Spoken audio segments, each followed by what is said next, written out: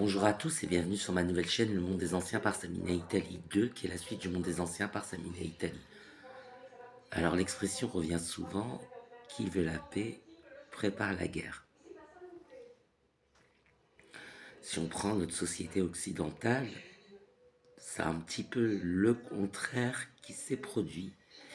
On a d'abord eu 2000 ans de cohabitation judéo-chrétienne, plus ou moins en paix, je dis bien plus ou moins, il y a quand même eu des périodes où les juifs ont été persécutés. Ça, c'est par exemple l'Inquisition, l'expulsion des Juifs d'Espagne ou la Shoah dernièrement. Mais à part ces périodes-là, il y avait quand même des périodes assez sombres. Dans l'histoire, on a des périodes où ils étaient vraiment persécutés. C'était affreux. Mais mis à part ces courtes ou longues, selon les cas, périodes de l'histoire, 2000 ans de cohabitation, et ensuite, en 1939, enfin 1933 on va dire, parce que ça a commencé à son élection à Adolf Hitler, commence tout un processus de nettoyage ethnique pour se débarrasser des juifs d'Europe et du monde.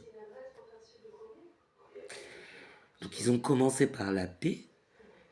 Les juifs, bah eux, on les persécute, on les persécute, on les persécute, mais ils existent toujours. Donc ils se disent qu'ils ont quand même une, comme on dit en hébreu, la Shekhinah, la présence divine qui les aide à surmonter les épreuves que Dieu leur met sur la route. Il leur met des épreuves, mais il y a quand même cette petite présence divine qui fait qu'ils surmontent les épreuves. C'est comme ça qu'ils interprètent les...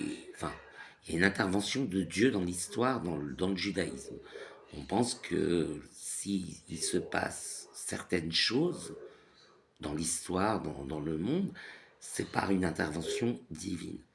Bref, jusque-là, tout allait bien.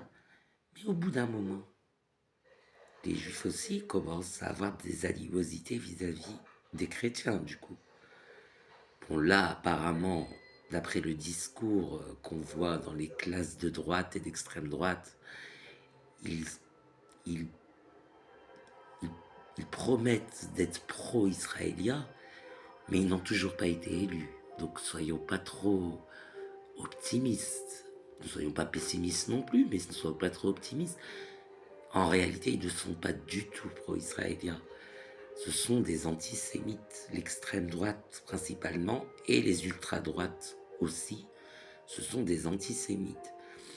Ils ne soutiennent l'État d'Israël que pour éviter d'être accusés d'être des racistes, d'être des antisémites, d'être des SS, des nazis, des fascistes, enfin bref, les noms d'oiseaux qu'on peut leur donner, c'est uniquement pour ça.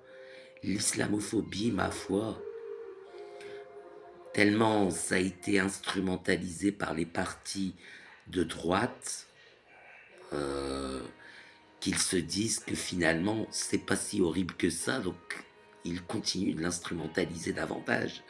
Mais en réalité, ils sont aussi bien islamophobes que judéophobes, antisémites, quoi.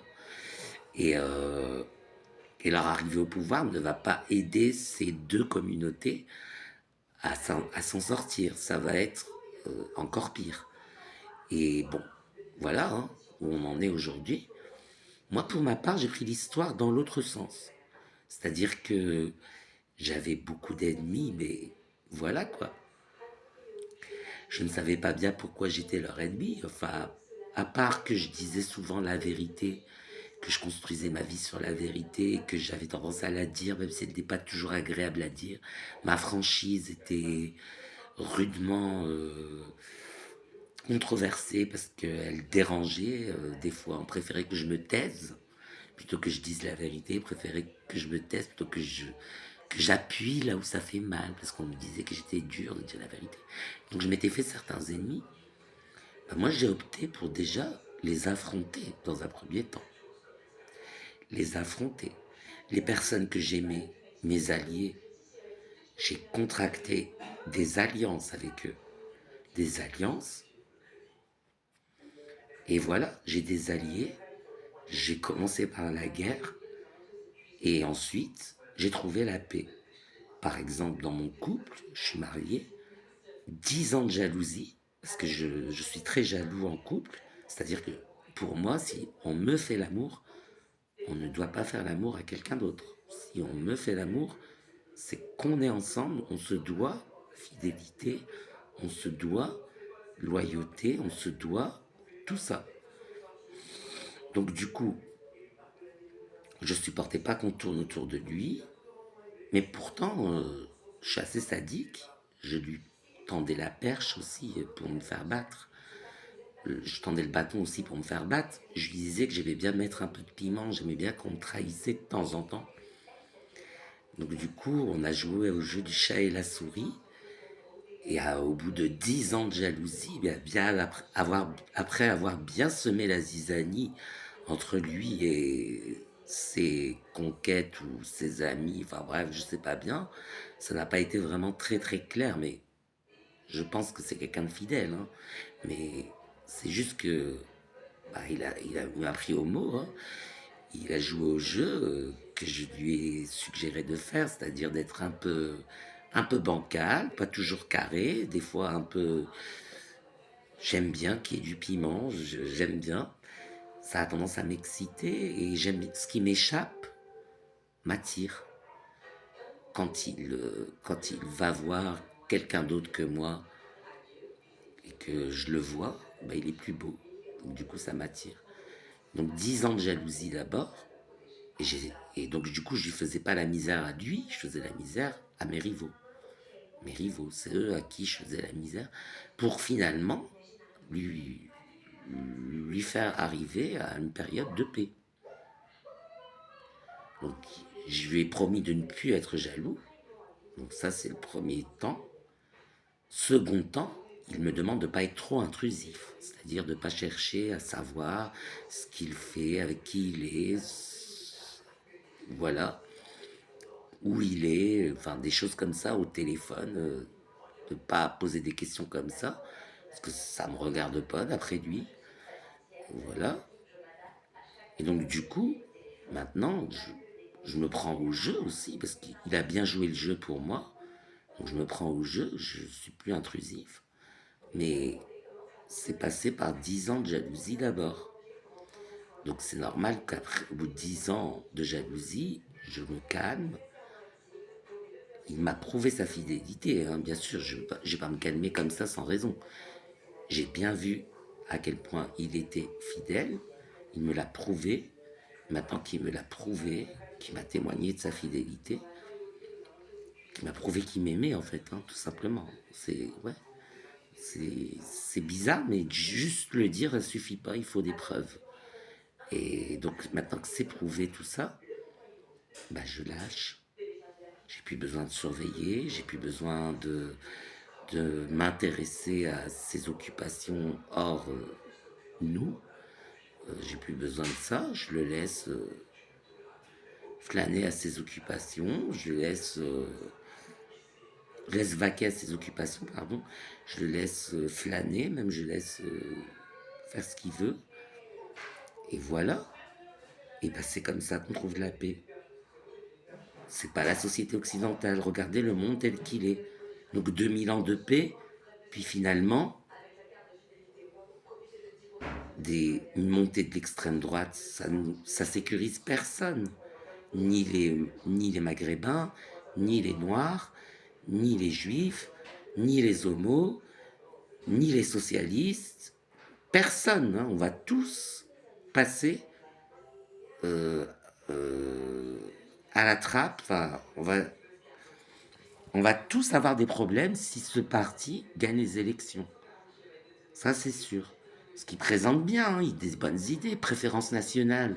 Alors, quand on a les papiers français, de sang en plus, de sang et de sol, qu'on nous dit qu'on va supprimer le droit du sol, on se dit après tout, bon, je suis français, mes enfants sont français, ma femme est française, qu'est-ce que ça peut me faire qu'on supprime le droit du sol?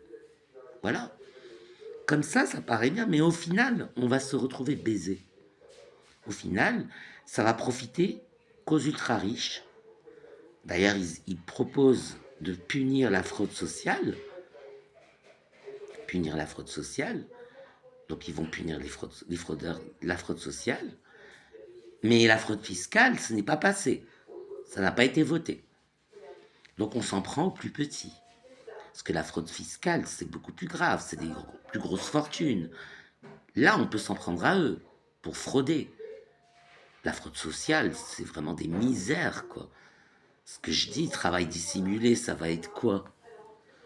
Ça va être quelques heures si on peut, mais la plupart des heures qu'on va faire seront déclarées. Sinon, on n'a pas de retraite. Faut être logique. Quelques heures à l'arrache. Bénéficier d'une aide si on y a droit, si on n'y a pas droit, bénéficier d'une aide, ça va être quoi? Les gens qui, on leur permet pas en fait de déclarer tout. Par exemple, moi j'avais un appartement. J'étais marié, mais quand j'ai pris l'appartement, je l'ai pris tout seul. Donc il était à mon nom. Pour faire venir mon mari dans l'appartement, alors mon mari, il n'est pas du tout sur les papiers. Il aurait fallu ramener éventuellement l'acte de mariage, le donner au bailleur, et après seulement, on aurait pu déclarer qu'on vit ensemble. Enfin bref. Si c'était un petit copain, comment j'aurais fait? J'aurais pas pu.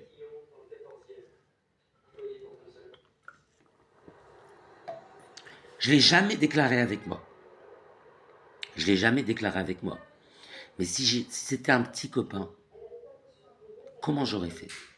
Parce qu'on peut pas. À la CAF, pour les APL, hein, c'est un revenu social. On demande si c'est un membre de la famille.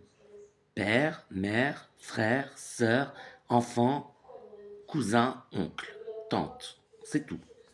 Cousin, cousine, oncle, tante, c'est tout. Si c'est pas ça, vous pouvez pas déclarer un occupant avec vous dans le logement. Je le sais, j'ai essayé. On se dit, oui, héberger à titre gratuit. Non, on peut pas. C'est la famille, point. Même le mari ne rentre pas dedans. Le mari, il faut le déclarer. Enfin, il faut prendre l'appartement avec lui, ou l'acheter avec lui, ou le louer avec lui. Mais pour les APL, même le mari, ça rentre pas là-dedans. Donc le petit copain, encore moins. C'est tout, c'est des fraudes qui vont faire quoi? 200 € par mois. Tandis que les fraudes sociales, le fraude sociale, c'est rien du tout. 200 € par mois, c'est rien du tout. S'il le déclare avec lui, effectivement, mais il peut pas. Parce qu'il n'a pas signé le bail avec lui. Donc c'est illégal. On ne peut pas faire machine arrière. On ne peut pas ajouter quelqu'un à son bail parce que les bailleurs sociaux ne veulent pas. Je vois pas le bout, la finalité. Une société qui nous oblige à être individualiste. Je n'en vois pas la finalité. Au fond, bah, si les gens trichent, c'est parce qu'on leur laisse pas le choix. Le problème que je viens d'énumérer là, où est le bout? Si je rencontre un camarade, j'ai un appartement, je signe le bail, et par la suite, je fais connaissance avec un camarade, on décide de vivre ensemble. Voilà. Donc c'est soit chez lui, soit chez moi, soit on prend un appartement ensemble. On ne gagne pas beaucoup. Donc le social, c'est ce qui nous intéresse. Si on commence à chercher un appartement ensemble, on en a pour des années. Donc la logique, c'est que soit il vient s'installer chez moi, soit je vais m'installer chez lui. Voilà. Comment on fait pour déclarer la CAF, la famille? Donc c'est pas possible pour la CAF. Et comment on fait si on n'est pas marié? Enfin, on peut pas. On peut pas. Le concubinage, ça marche uniquement si vous prenez l'appartement tous les deux. Et de toute façon, vous allez gagner quoi à faire ça? On va vous retirer un peu d'APL et c'est tout. Donc non seulement on ne peut pas, parce que la CAF l'interdit de déclarer, ne veut pas déclarer à un occupant autre que la famille. Donc non seulement on ne peut pas, mais en plus, on est perdant à le faire. Donc c'est quand même un petit peu un schmilblick là, parce que c'est trop. Bah voilà, 2000 ans de cohabitation pacifique pour après arriver à des affrontements et une montée d'extrême droite des partis politiques qui sont tous corrompus. Là, j'ai confiance plus en l'extrême gauche. C'est extrémiste, mais c'est les seuls à présenter des idées cohérentes. Mais ils ont fait une percée. Mais voilà. Quel parti a pensé à ces problèmes que je viens d'énumérer? Aucun. Pour eux, c'est normal. Ils vous empêchent de baiser, en fait, hein, c'est tout. Hein. C'est ça, hein. Mais on nous attaque. Ça fait 3 fois qu'on nous attaque pour une histoire d'amour. Il est temps de se débarrasser du groupement sioniste et autres descendants de Cain. C'est eux les attaquants. Mais tant qu'on ne le fait pas, tant qu'on ne dit pas à la télé qu'on est en guerre contre eux, bah les gens vont continuer à leur faire confiance et se prétendre pro-israéliens et se prétendre d'extrême droite, d'ultra droite, parce que c'est des idées patriotes. Mais en vérité, nous allons favoriser un groupuscule qui n'aime que leur propre race et pas les autres. Même leur propre race, ils ne l'aiment pas. De toute façon, leur propre race aussi, ils sont antisémites et sionistes. Donc ils sont racistes contre leur propre peuple. Ils vont favoriser les Aryens, les riches, c'est tout. Mais ce sera discriminatoire envers toute la France. Préparez-vous, hein. Si vous votez pour eux, préparez-vous au pire.